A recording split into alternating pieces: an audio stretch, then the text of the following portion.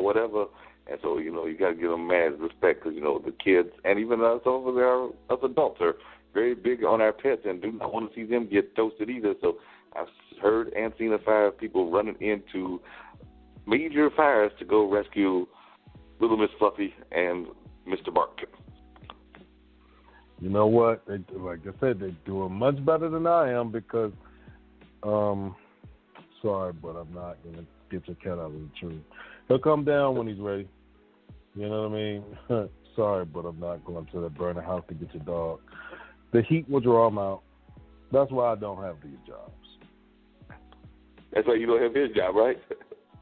Yeah, that's exactly why I do not have his job, because I will only last up until that part, and then I will lose my job. You'd be like, I'm out. Yeah, I'm sorry, but I'm not sorry. I can't see risking my life for this right here. So, you just kick me to the curb, put me out in the street. Yeah, so you be like, look, dog, cat, hamster, rabbit, y'all on your own. I hope that you're not caged because I'm not going to be there to get you. Yeah, because you're going to be charbroiled messing with me, Jack. I don't have that. Some people, they don't mind because that's what they do. It just couldn't be me. Because I would lose my job. Lose it instantaneously. Mm-hmm. Yeah, I hear you loud and clear. Yeah. Oh, here's another weird article in Georgia. And as soon as it pulls up, I read what, man, the people are going crazy. I guess something doesn't register in the brain, because this mom pled guilty to letting elderly man rape girls for cash. Okay? Wait a minute. This is a mom, for cash? Listen, for cash. A mom in Georgia pleaded guilty to allowing several men, including one 78-year-old, rape her little girls for cash. Morgan Summerlin, 25, confessed to bringing her daughters, ages 5 and 6, to men's houses to be molested and raped in exchange for money. Now, I'm not reading the rest of it. I'm just going to stop right there.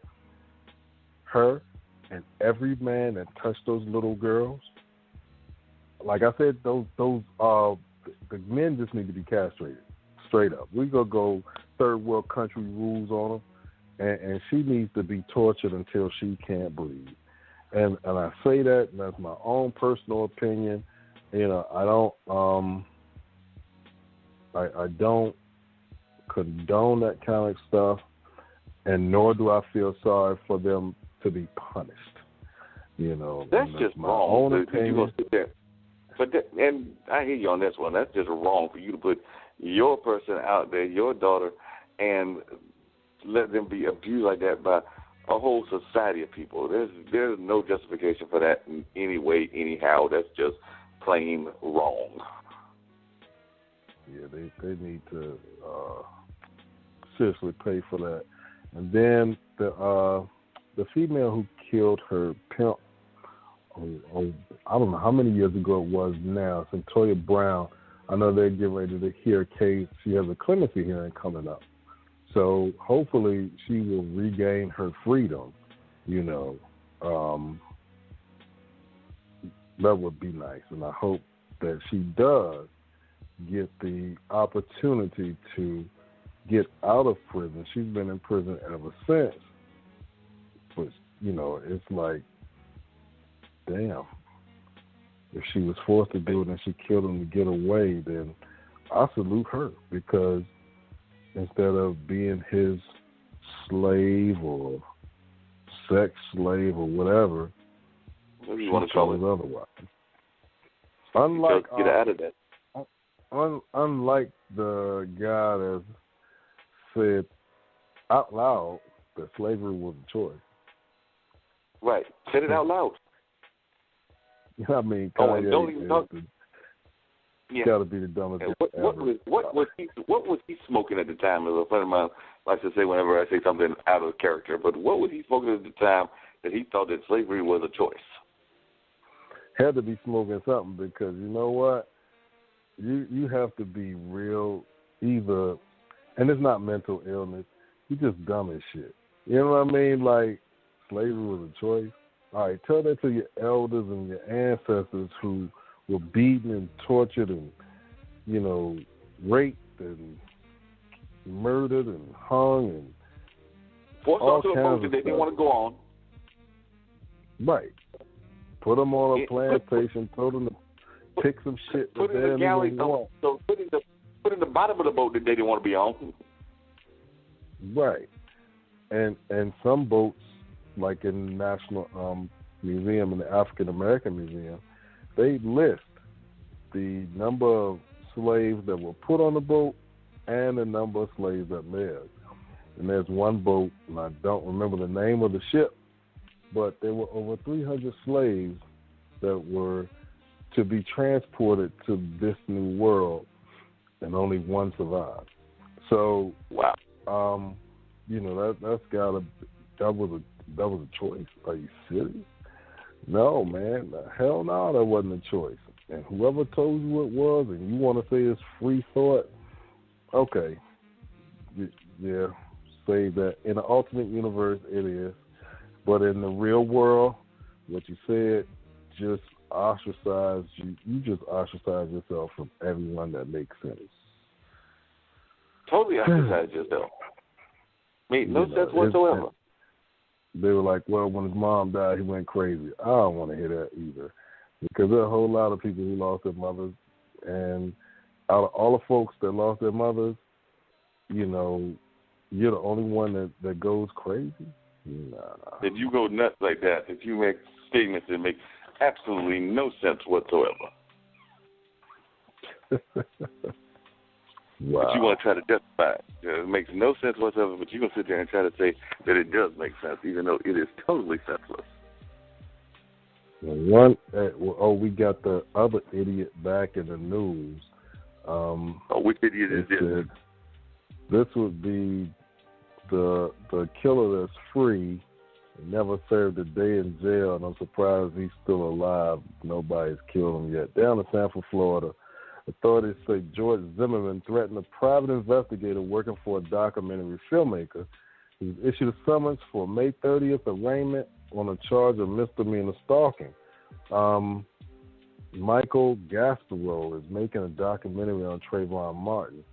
The series is being produced by Jay-Z, and the court records show the private investigator received 55 phone calls, 67 text messages, 36 voicemails, and 27 emails from Zimmerman in December. Wow. And the series was being produced by who? Who is he being stalked by? No, I said, who was the series being produced by? You said a name, and I didn't catch the name. Oh, the series is being produced by Jay-Z. Okay, cool.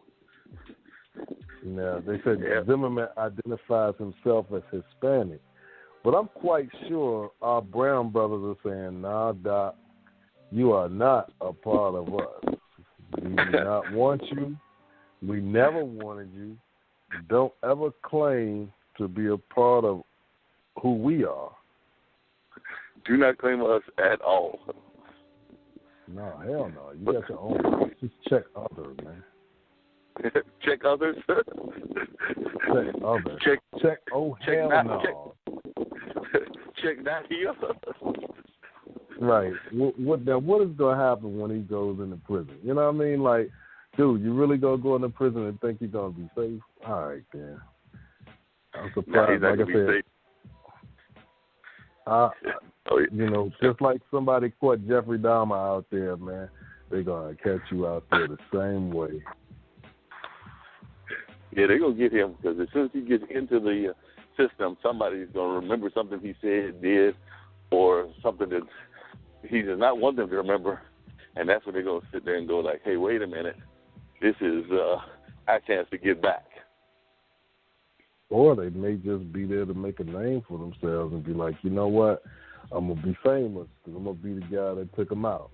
The same way the guy mopping the floor killed Jeffrey Dahmer. Was like, yo, I know who he is. I know what he did. But now y'all are always going to remember me because I took him out. Yep. Because who was it was a famous person that took out one of our civil rights leaders, and I don't even think he made it to the courthouse before they got him. Wasn't Lee Harvey, because did they get Lee Harvey before the trial or after? I don't remember, but I don't remember. That's a good question. Can't remember when they got Lee Harvey Oswald, whether he even made it to trial or not. Wow. Yeah, I'm telling you. Hey, you know one thing we've got going on here, and I'm actually walking to an internet corner because my internet is acting up, and going to see if I can find out what's going on with Mr. Mike. But I thought I might have you put on music in a second. But in the meantime, one of the things that we've got going on that's really big is on the 16th. So that is not this Wednesday, but next Wednesday, major teacher walkout. Yes, North Carolina is going to do like Arizona and a couple of these other states, and it's going to be like, wait a minute, y'all ain't paying us enough. And it's going to be, I know Durham has agreed, Scarborough, Chapel Hill has agreed, I believe Guilford has agreed.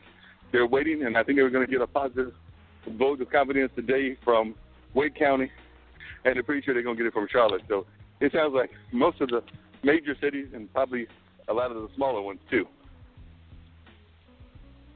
So it's going to be like so many teachers are going on strike. So this is like almost like a work stoppage type deal that the Durham County schools and I think the Scarborough County schools have already declared it that there will be no school that day. So they're like, we can't even find enough substitute teachers. Too many of y'all are walking out. So that day, no school. Okay. But, you know, wow. I think that a lot of those have already worked because I think Arizona's in its second week. But I understand that some of the other states that were doing similar actions to get higher pay have actually got that higher pay. Because I can't remember all the states that have been involved, but definitely some of those that were involved are starting to have some success.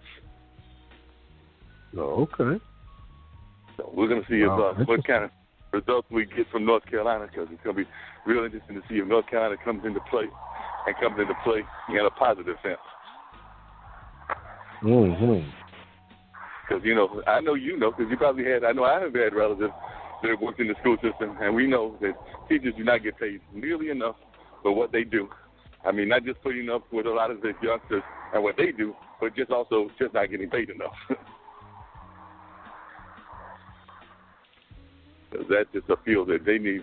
I mean, I'm sure there are other fields too that are way underpaid, journalists, but definitely teachers are some of our most underpaid people. So hopefully this action is going to work really well. I was actually talking to Brian Prophet and some of the other organizers, so they've already agreed that as soon as this action takes place, so maybe sometime late May, early June before your trip, and definitely after the trip, they will be glad to be on the show because they say they got some things to talk about. I hear that. And we like when people got things to talk about. So if you can do me a favor, because I just got to the Wi-Fi spot, if you can put on a music track of about 5 minutes, I'm going to try to text Mr. Mike Anderson, see what's going on with him, and also maybe text the guy from India who does that New York Times thing, and see if either one of them are available to give us a call for the last hour. So if you'll do that for about maybe 3 or 4 minutes, if you got some of our fine rappers, it'll take me about that long to jump on and see what's up. Well, I'm going to just let this instrumental ride on out. So, ladies and gentlemen, it's the voice of the people, Dean Geronimo and Mark Lee. We'll be back right after this.